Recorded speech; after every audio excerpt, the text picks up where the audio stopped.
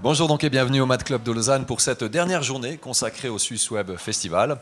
Alors avant de connaître le palmarès de cette 4e édition, ce sera tout à l'heure à partir de 17h.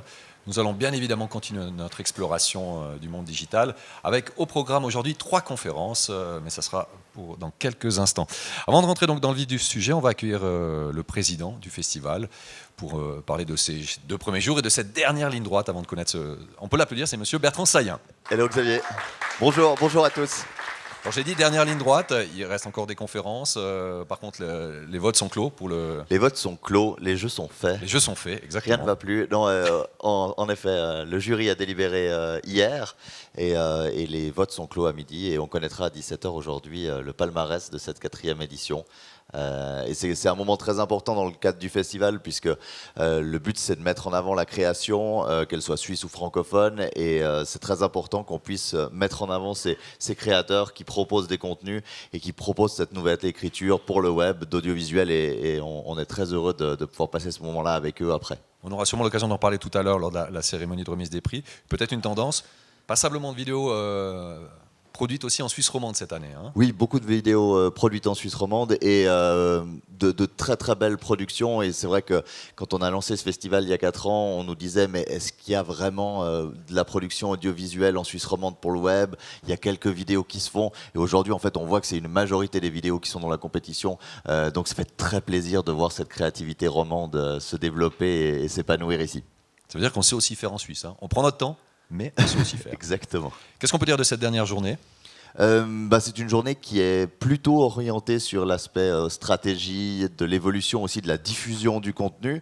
Donc on va avoir une vision aussi plus liée aux médias sociaux. Et puis avec la RTBF en dernière conférence, on va rentrer dans la production de contenu pour une web-série sur Snapchat qui démarre vendredi. Donc c'est une exclusivité. Et c'est une première européenne. Et c'est une première européenne. On n'ose pas dire mondiale, mais je crois que c'est... Et c'est vraiment très intéressant de voir comment on produit sur un diffuseur qui, après 24 heures, disparaît.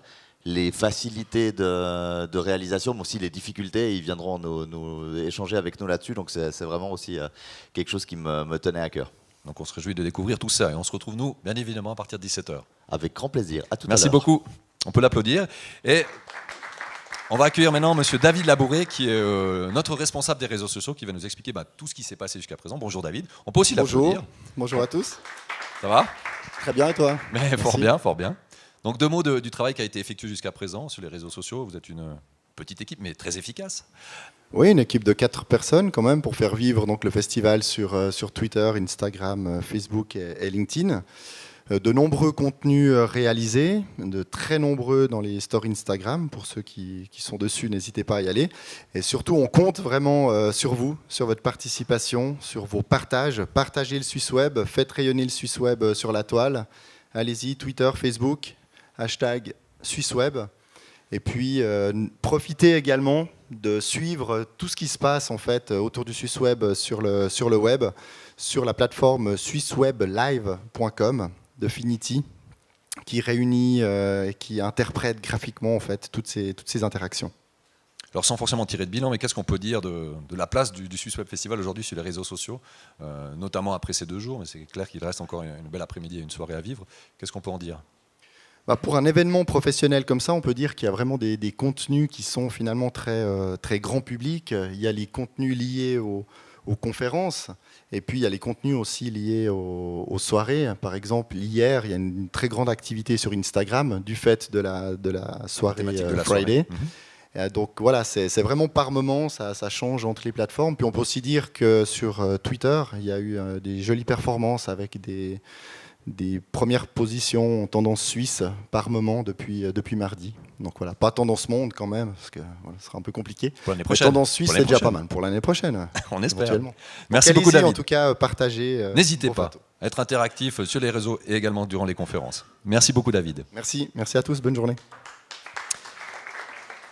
Voilà, alors sans plus tarder, nous démarrons avec notre première conférence qui risque fort d'éclairer nos lanternes, puisque nous allons nous intéresser à l'intelligence artificielle, mais également au chatbot, ou en français un agent conversationnel, et tout cela au service d'un contenu marketing, mais sans plus attendre, je vais laisser la parole à des experts en la matière. Il s'agit de M. Édouard Lamblé, qui est cofondateur de Finity, et de M. Sébastien Fivet, lead développeur également chez Finity. On peut les accueillir et on les accueille sur scène. Bonjour. Venez seulement, bonjour. Prenez place. Seulement si tu as fini. Hein? Non, c'est bon. Ah, on fait ça en famille, hein, c'est tranquille. On fait ça en famille, ouais. Alors, par contre, dans le micro. Oui. Dans le micro. Alors, je vous laisse la place. Allez-y seulement. Alors bonjour.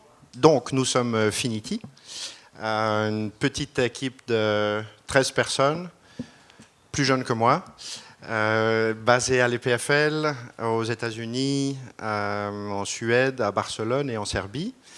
Notre métier est l'intelligence artificielle dans le contexte du content marketing et du social media et du media monitoring. C'est de ça qu'on va parler aujourd'hui. Je vais vous montrer quelques exemples, voir comment est-ce que l'intelligence artificielle, qui est un immense buzzword, peut s'appliquer concrètement pour rendre le media monitoring et le social media monitoring réellement activables. C'est ça notre gros challenge. On va faire un détour également avec Sébastien sur les bots, qui pour nous est un moyen extraordinaire d'accéder à l'information liée à cette intelligence artificielle en mode conversationnel. C'est l'espèce d'état ultime de la user centricity que vous connaissez bien. Donc, nous sommes des spécialistes de l'écoute. Nos plateformes écoutent à peu près tout ce qui se publie aujourd'hui sur le web, dans à peu près toutes les langues, en temps réel, que ce soit des publications web, des articles, des blogs, des partages sur les réseaux sociaux, pour autant qu'ils soient publics. Et nous les écoutons et nous les analysons également en temps réel. On va produire beaucoup de métadata autour de ces contenus. Il faut voir ça un peu comme on crée des épices. L'intelligence artificielle, pour nous ici, est une manière de sortir des épices plutôt que des métadatas de tous ces contenus. On analyse les thématiques des articles, on analyse les concepts, on sort les identités qui sont mentionnées dans ces articles, on sort des lieux, on arrive à raccrocher à ces articles toutes les personnes sur Twitter qui ont partagé ces articles une fois dans leur vie. On en connaît leur profil. Enfin bref, on peut faire énormément de choses. C'est plein d'épices. Et on utilise ces épices pour créer des currys qui sont bons auprès de nos clients. Là, vous en avez quelques-uns dans le monde. Alors, c'est uniquement les plus gros parce qu'on est super fiers, donc on les montre chaque fois. Mais on en a beaucoup d'autres qui sont bien plus petits. Je vous montrerai quelques exemples tout à l'heure. Finity est le résultat de la fusion entre Paperly et Shorely, qui sont deux sociétés lausannoises. Et on met en commun nos savoir-faire. C'est important, une chose qui est importante, vous verrez, parce qu'on en parlera plusieurs fois pendant cette réunion, pendant cette conférence, le fait de pouvoir également servir des services B2C, self-served, comme on dit, nous oblige à rester extrêmement concentrés sur un élément qui est pour nous absolument clé quand on parle d'intelligence artificielle, c'est l'expérience utilisateur autour de cette intelligence artificielle. C'est extrêmement complexe, ce truc-là, et c'est très important de pouvoir accompagner l'utilisateur sur ces expériences. Le but de tout ça, c'est de rendre le monitoring actionnable. Et c'est vraiment le gros problème. Alors, vous avez vu quelques marques tout à l'heure. Vous imaginez bien que ces marques-là sont complètement noyées, bardées de solutions, d'écoute, d'intelligence, de monitoring, de tout ça. Mais malgré tout, on a en face de nous des gens qui nous regardent avec la bouche un peu de travers en disant « mais bon, ok, on a plein de trucs. Cette capacité d'écoute fine nous noie. On reçoit énormément de contenu. C'est très loin de ce dont on a vraiment besoin. C'est très peu activable. » Alors nous, notre vision, c'est ce que je partage avec vous aujourd'hui. J'espère que vous serez d'accord avec moi. C'est tout simple. La solution, c'est, on a appelé ça, nous, les cailloux. Le C, c'est le custom. AI et UX. L'intelligence artificielle, ces fameuses épices qu'il provoque, peuvent très, très facilement noyer Hein. Vous avez tous fait l'expérience d'alerte de keyword search sur Hootsuite ou whatever. Au bout du compte, vous recevez une tonne de contenu. C'est certes intéressant, mais qu'est-ce que j'en fais? Et qu'est-ce que j'en fais dans le cadre de ma mission particulière? Mission qui me vient de décisions stratégiques, marketing, de segments, plein de raisons d'utiliser cette intelligence-là, mais qu'est-ce que j'en fais? Très souvent, c'est grosses marques, mais les plus petites aussi, celles qui en ont les moyens, se mandatent des consultants qui vont leur sortir des rapports extrêmement intéressants et vachement bien foutus sur plein de trucs liés à ces écoutes. Où se trouvent mes communautés, qu'est-ce qu'elles font, où est-ce qu'elles, avec qui elles causent, c'est quoi leurs concerns, qu'est-ce qui est publié sur le web, bref, plein de choses. Rapports qui sont généralement caducs dès le moment où le consultant le pose sur la table, parce que tout bouge tout le temps, tout évolue tout le temps. Donc, bref, c'est struggles. Notre approche ici est de dire vous ne pouvez pas bénéficier d'une vraie AI dans le content monitoring, peu importe ce qu'il est, ou peu importe comment on l'appelle, que ce soit AI ou autre chose, si vous n'avez pas derrière des expériences utilisateurs qui sont conçues pour vous, qui matchent vos critères, vos besoins. Et les besoins d'une entreprise sont multiples, même uniquement dans l'univers marketing. J'espère que j'oublie rien de ce que je voulais vous dire. On commence notre approche toujours, nous ou les agences marketing pour lesquelles nous travaillons en leur nom, auprès de leurs clients, par passer le client à travers un workshop très structuré qui, en gros, ne se concentrent pas tellement sur ce qu'ils veulent écouter, mais pourquoi ils veulent écouter. Ce pourquoi-là va ensuite nourrir nos intelligences artificielles. Et c'est seulement quand le pourquoi est clair que réellement le résultat de ces analyses live, en permanence, qui sont faites sur le web, sont actionnables. Je vous montrerai quelques exemples dans une seconde. Alors c'est pourquoi ils sont multiples toujours. D'abord, c'est très intéressant parce que le début du workshop, le client, il a un pourquoi relativement standard. Je veux monitorer mes concurrents.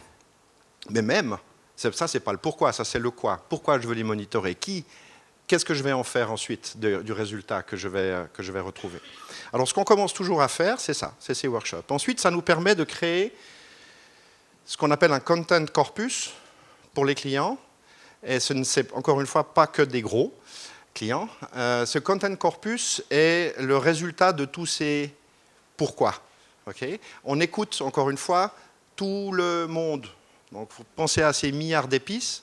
Et ensuite, on peut commencer à créer les queries qui vont aller taper sur des use cases qui sont extrêmement clairs. Et ce n'est pas les mêmes. On n'écoute pas le monde de la même manière si on est social media manager et qu'on doit réagir à des explosions, que si on est un marketeur qui essaye de comprendre ce qui se passe dans un univers très complexe et qui fait partie d'une stratégie marketing, etc., etc.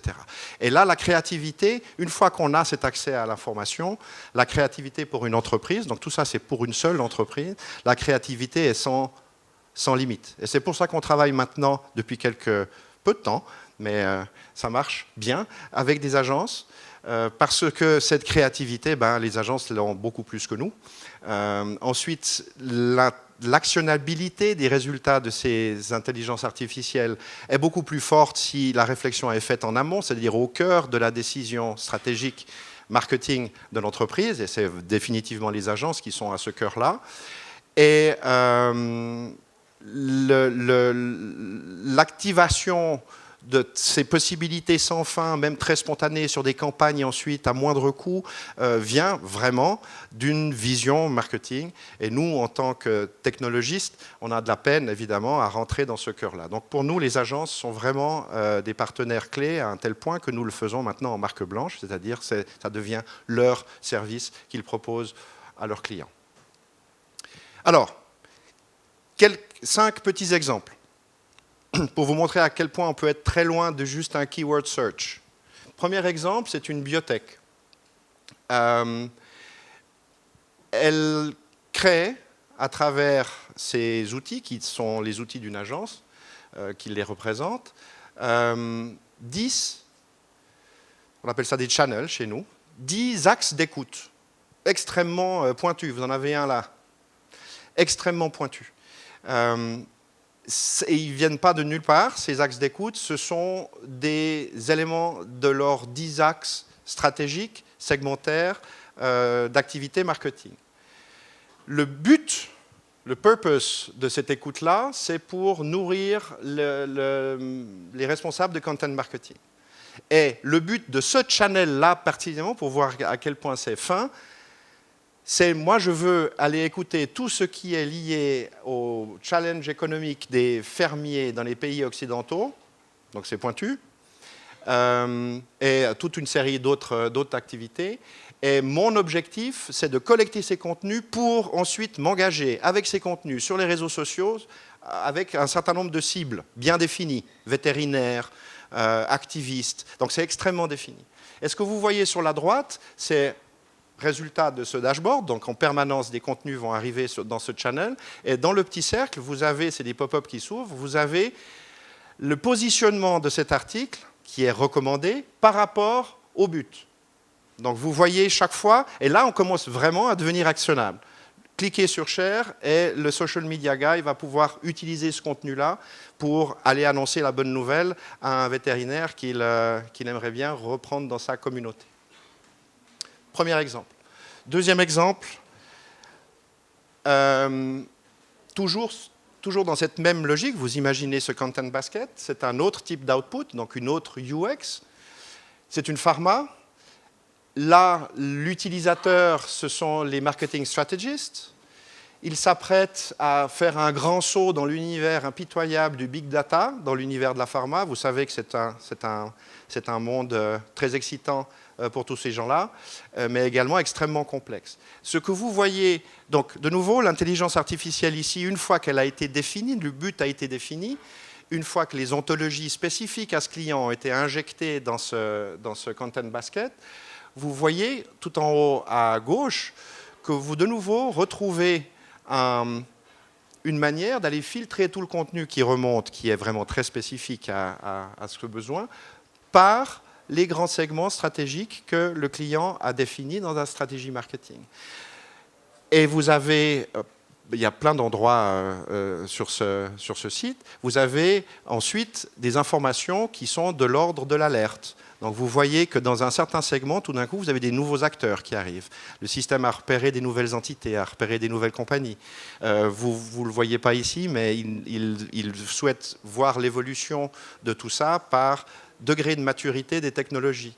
Donc vous pouvez aussi chercher. Vous voyez par exemple un résumé en haut sous companies, major, j'arrive pas à lire, j'ai pas mes lunettes, major medtech, major pharma, major IT. Donc c'est une manière extrêmement simple ensuite d'accéder à cette information. C'était une mission UX que nous avons reçue, ça doit être simple. Donc c'est aussi simple que de lire un site de news.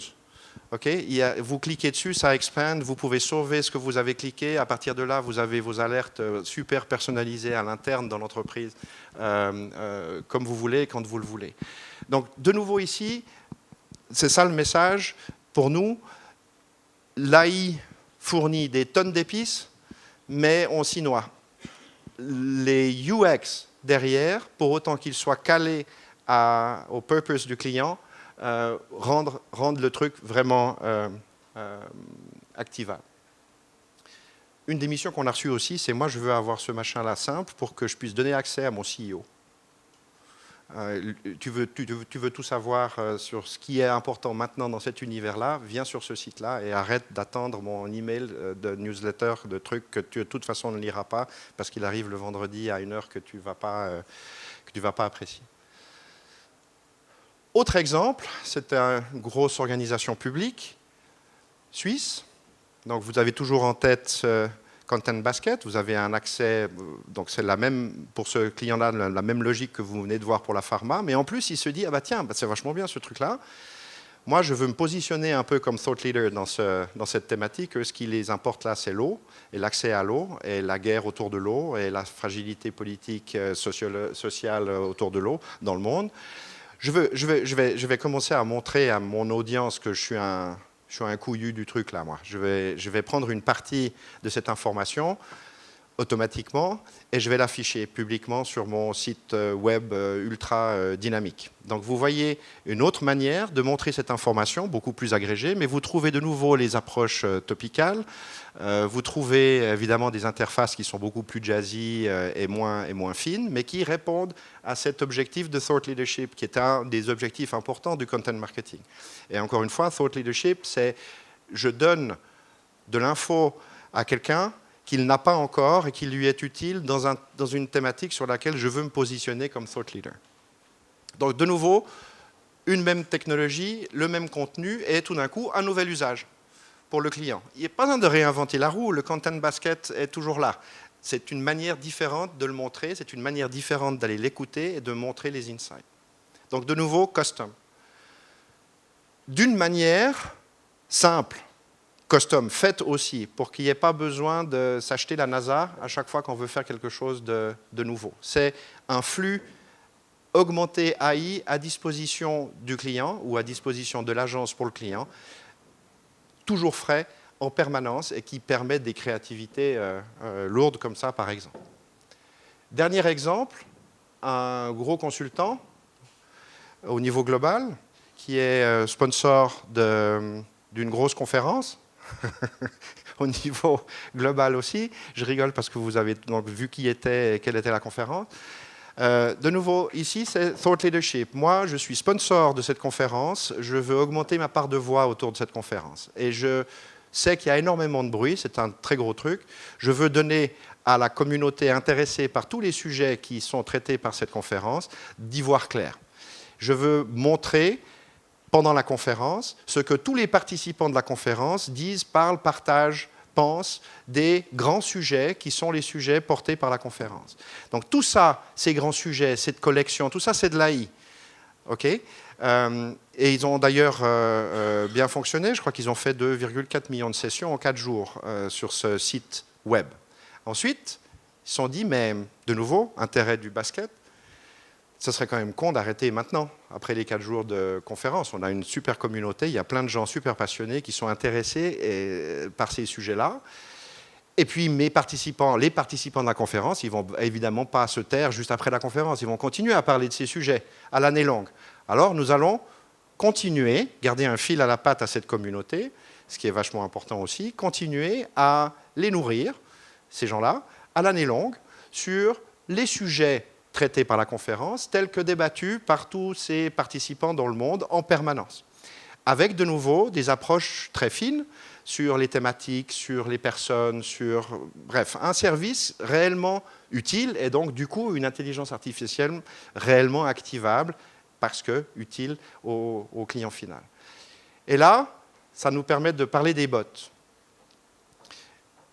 L'idée ici est de dire l'accès à cette information, plutôt que de le faire sur une page web, c'est également le cas sur une page web, mais plutôt que de le faire que sur une page web, mettons-le à disposition du client final ou du consommateur final à travers une logique d'interface conversationnelle. C'est le consultant qui dialogue directement à travers le bot avec les personnes intéressées par avoir de l'information. Et ça, c'est le bot que Sébastien va nous montrer. Donc, nous, on a un gros gars là, qu'on adore, qui en 2010 disait déjà que le problème, ce n'est pas vraiment l'information overload, c'est le filtre. Et nous, on pense que l'AI, couplée à UX, est ce filtre-là et rend le tout actionnable et approche le content on purpose. Voilà. Merci Ed. Bonjour, moi c'est Sébastien et donc je vais on parlait donc de chatbot. Et ce que je vais vous faire, c'est que je vais vous faire une petite démo en direct. Normalement, ça devrait jouer. est-ce que certains d'entre vous ont déjà communiqué avec un chatbot dans la salle? Levez la main si tel est le cas. Donc une bonne moitié d'entre vous. Vous l'avez très bien. Donc là, ce qu'on va faire, c'est qu'on va vous le montrer en fait sous Messenger. Et donc en fait, pour y accéder, initialement, vous pouvez aller directement vous rendre sur le site qui était cité, sur le site 365.weflive.com. Et vous le retrouverez en fait dans le menu. Et donc depuis le web, en fait, via un bouton, ça va directement vous amener en fait sur la page d'accueil donc de ce bot. Je vais vous refaire la cinématique en fait dans son entier. Voilà. Donc quand on s'est jamais connecté, ça nous permet de donner un point d'entrée. Et à partir de ce point d'entrée, ce qu'on fait généralement, c'est qu'on va guider l'utilisateur. Donc ça se fait par différents éléments en fait, d'interface, comme en l'occurrence des boutons. Donc c'est une interaction très simple. Ça nous permet, en plus de ceci, par exemple, de générer des images. Donc cette image est générée en fait, dynamiquement en fonction du contenu qui est sur le site. Une image, l'avantage, c'est que ça se partage. C'est extrêmement simple. Et en l'occurrence, via la plateforme Messenger, c'est juste à un clic. Ensuite, ce qu'on peut faire, c'est qu'on va pouvoir finalement découvrir en fait d'autres choses. Alors bien sûr, on pourrait le faire en continuant, en appuyant sur les boutons. Donc on a quand même prévu, il y a des menus, il y a différents boutons, plusieurs interactions. On peut aussi rentrer un texte, donc avoir une interaction plus libre et plus ouverte. Donc ce que je vais vous proposer, par exemple, c'est de regarder ce qui se passe.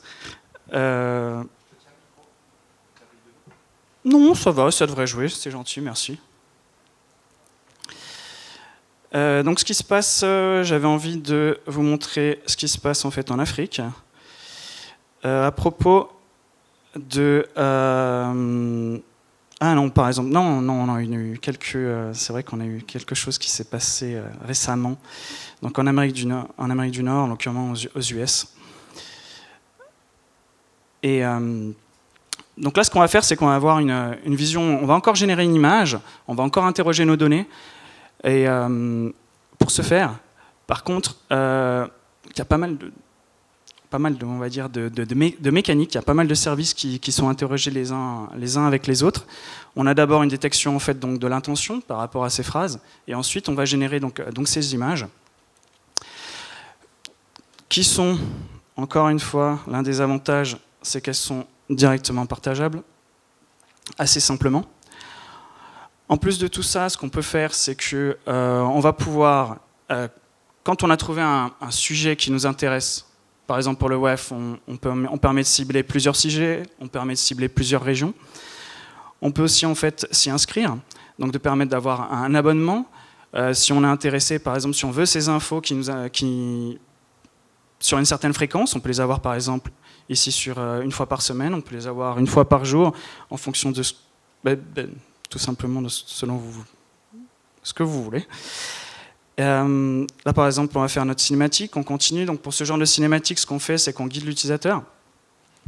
Et puis encore une fois, un autre aspect d'interface, on a à la fois donc des boutons, puis on a aussi des menus. Des menus, comme c'est affiché à l'écran, on peut accéder donc par exemple à nos abonnements et les gérer.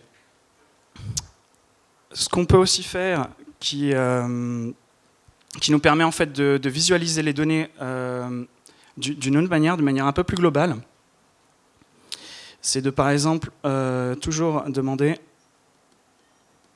ce qui va se passer par exemple, moi j'avais regardé, il y avait pas mal de données, en fait en Afrique au niveau des infrastructures. Et quand en fait on pose ce genre de questions, ce qu'on va faire, c'est qu'on va pouvoir visualiser en fait les données de différentes manières. En l'occurrence, on va pouvoir, si on veut, ici, via en fait une vue web, on va pouvoir visualiser en fait le flux de données donc qu'on a agrégé, en l'occurrence des tweets, par rapport en fait à ce contexte. On peut aussi voir, si l'on veut, quelques stats. Toujours intéressant d'avoir des images et des chiffres. Donc entièrement contextualisé.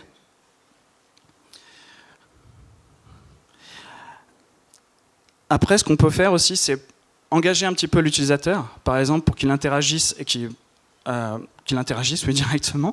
Donc, ce qu'on fait, c'est que nous avons mis en place en fait des sondages. Et donc, on peut demander à l'avis de l'utilisateur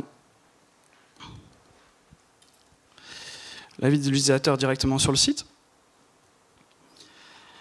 Donc, on va lister, par exemple, les sondages qu'on a en cours. On peut voter si on le souhaite.